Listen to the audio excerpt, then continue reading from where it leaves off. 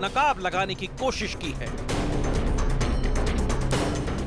हादसा कभी भी कहीं भी किसी के भी साथ हो सकता है, होशियार रहिएगा। नमस्कार, मैं हूं दिग्विजय सिंह। आज बात आतंक के उस मॉड्यूल की जिसने देश भर की खुफिया एजेंसियों के कान खड़े कर दिए, जिसके एक इशारे पर आतंक का तांडव होने ही वाला था कि साजिश का खुलासा हो गया। ये एक ऐसी उलझी हुई आतंकी पहेली थी जिसे सुलझाने के लिए महाराष्ट्र पुलिस लंबे समय से माथापच्ची कर रही थी।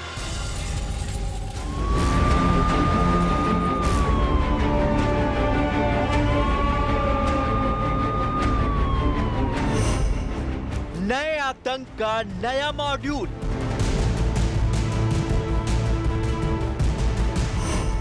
नए मॉड्यूल के नए मास्टरमाइंड,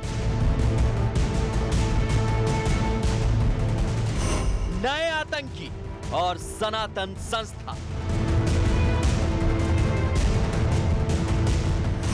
तलाश आतंक के मास्टरमाइंड की।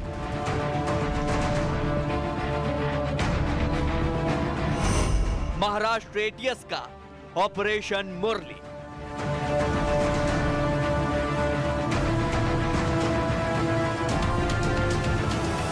नाला सोपारा का वैभव राउत हो, पुणे का सुघनवा गोंगलेकर, औरंगाबाद का शरद कलस्कर और सचिन अंदुरे, या फिर जालना का श्रीकांत पांगरकर, इन सभी का ताल्लुक अलग अलग संस्थाओं से है।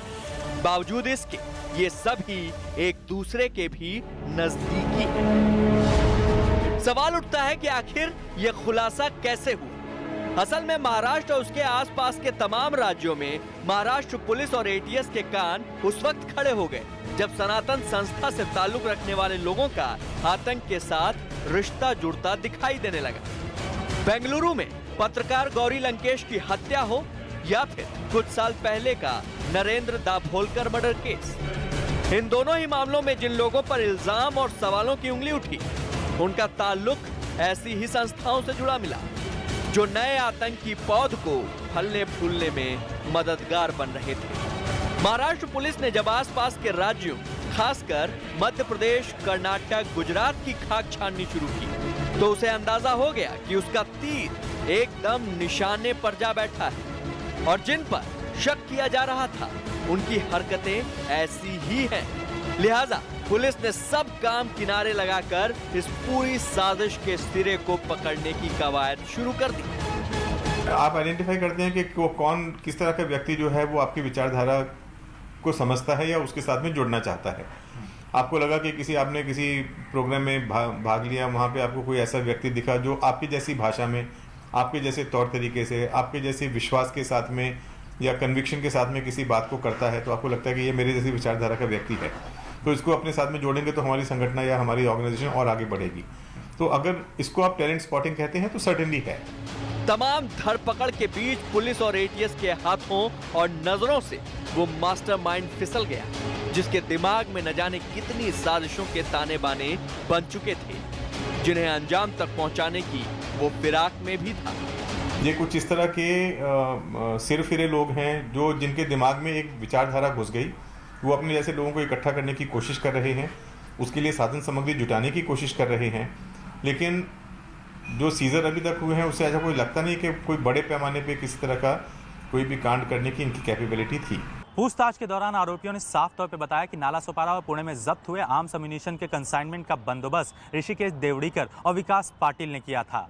उन्हें कहा गया था कि तय वक्त पर उन्हें बता दिया जाएगा कि टेरर टारगेट क्या है और ऑपरेशन क्या है, लेकिन उससे पहले ही एटीएस ने इस कंसाइनमेंट को जब्त कर लिया और आरोपियों को गिरफ्तार कर लिया, जिसके चलते ऑपरेशन मुरली प्लान फेल हुआ। ऋषिकेश देवड़ीकर उर्फ मुरली और विकास पाटिल वो मास्टरमाइंड थे जो न केवल महाराष्ट्र में, कर्नाटक, गुजरात, मध्य प्रदेश सहित पूरे देश भर में टैलेंट स्पॉटिंग करते थे। टैलेंट स्पॉटिंग में चुने गए नौजवान धर्म रक्षक सेना के सदस्य बनते थे, जिन्हें ब्रेन वॉश करने और ट्रेनिंग देने का काम विकास पाटिल करता था। सबसे अहम बात कि जांच के दौरान ये पता चला है कि कोई भी विंग दूसरे विंग के सदस्यों को न तो जानता था और न ही पहचानता था। दरअसल एटीएस और खुफिया विभाग की तफ्तीश में पता चला कि ऋषिकेश देवड़ीकर उर्फ मुरली ने एक बड़ी साजिश का ताना बाना बुना। जी हां, जिस ऋषिकेश देवड़ीकर उर्फ मुरली को पकड़ा गया, उसने एक बड़ी साजिश का ताना बाना बुना था। एक ऐसी साजिश जो अगर अंजाम तक पहुंच जाती तो हिंदुस्तान छोड़िए, दुनिया के कई मुल्कों के न जाने कितने बेकसूर लोग अपनी जान से हाथ धो बैठे। दरअसल मुरली के निशाने पर था पुणे का सनबर्न फेस्टिवल, जो एशिया का सबसे बड़ा म्यूजिक फेस्टिवल है।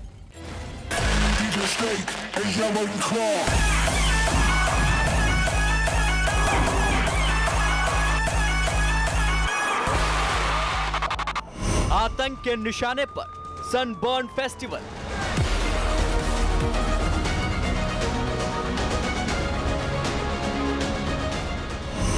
सनबर्न फेस्टिवल में थी धमाके की साजिश।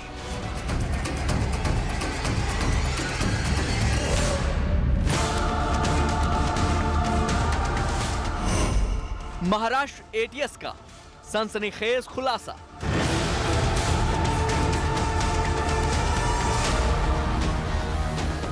यह पुणे का सनबर्न हिल्स इलाका है और पिछले 2 साल से यह इलाका नए साल के मौके पर 3 दिन तक चलने वाले एशिया के सबसे बड़े और दुनिया के तीसरे नंबर के सनबर्न म्यूजिक फेस्टिवल के लिए मशहूर हो चुका है।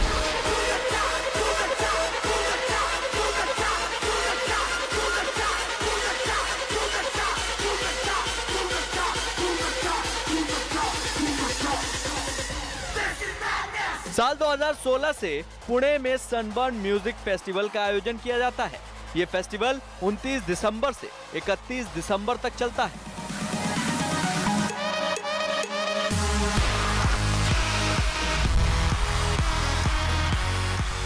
सनबर्न फेस्टिवल में दुनिया के नामी म्यूजिशियंस हिस्सा लेने के लिए आते हैं। साथ ही देश विदेश के लाखों लोग 3 दिनों के इस म्यूजिक समारोह में अपने चहीते कलाकारों को देखने और उनके संगीत पर थिरकने के लिए पुणे खींचे चले आते हैं।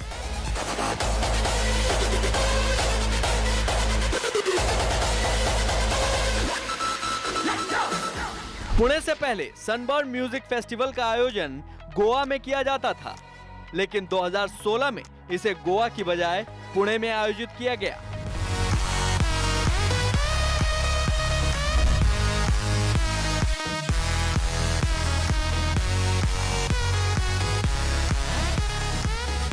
महाराष्ट्र पुलिस और एटीएस की तफ्तीश के खुलासे पर यकीन किया जाए तो ऑपरेशन मुरली के तहत जो आतंकी साजिश रची गई थी, उसके निशाने पर यही संगीत समारोह था। सनबर्न फेस्टिवल जहाँ पे होता है, वो चोरड़िया जो है वो तो शरद पवार का आदमी है, उसके ऑर्गेनाइजर शरद पवार के साथ है, तो इसका जवाब तो शरद पवार दे सकते हैं। और एक ही दिन में सभी परमिशन इनको मिल जाती है, तो ये शरद पवार की सिवा ये तो 2 ही व्यक्ति कर सकते हैं, स्वयं फडणवीस और दूसरे शरद पवार। कोई मंत्री भी आज नहीं कर सकता कि एक दिन में कोई अनुमति दे दे। फिलहाल पुलिस अब ऋषिकेश देवड़ीकर उर्फ मुरली के अलावा कोल्हापुर के विकास पाटिल को पकड़ने के लिए मारी मारी फिर रही है, क्योंकि पुलिस को यही डर सता रहा है कि जब तक ये लोग आजाद हैं, तब तक इस नए आतंक की दहशत भी आजाद रहेगी। और अब बात उस वारदात की जिसके बारे में सुनकर समूचा मुल्क सन्न रह गया था।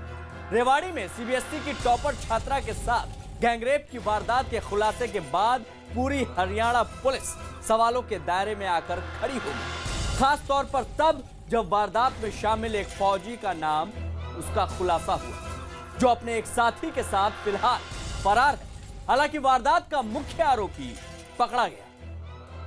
फांसी दो, फांसी दो, फांसी दो। हरियाणा का डीजीपी होश में आओ, होश में आओ, होश में आओ। बलात्कारियों को गिरफ्तार करो, गिरफ्तार करो, गिरफ्तार करो। हम दोनों की टक्कर में 3 लड़के आइडेंटिफाई हुए हैं और इनकी तलाश में हम लगेंगे। ऐसा कुछ भी कदम नहीं उठाया जा रहा जिससे आज हमारी बेटियां सुरक्षित रह सकें। फांसी की मांग। अब 4 दिन होगा, कहाँ है कानून?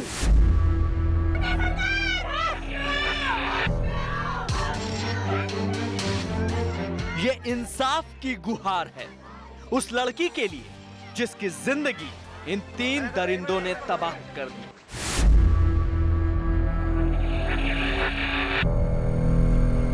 रेवाड़ी में एक टॉपर छात्रा के साथ गैंगरेप की जिस वारदात ने पूरे देश को सन्न कर दिया है, उसमें 96 घंटे बाद पुलिस को पहली बड़ी कामयाबी मिली।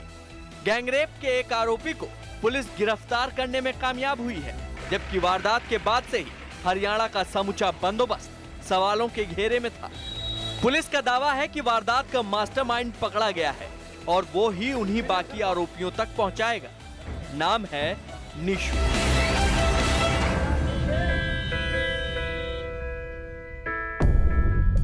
निशु के अलावा पुलिस को पंकज और मनीष की तलाश है, लिहाजा इन शक्लों को बहुत ध्यान से देख लीजिए, क्योंकि ये सभी संगीन जुर्म के बाद से पुलिस से भागे भागे घूम रहे हैं।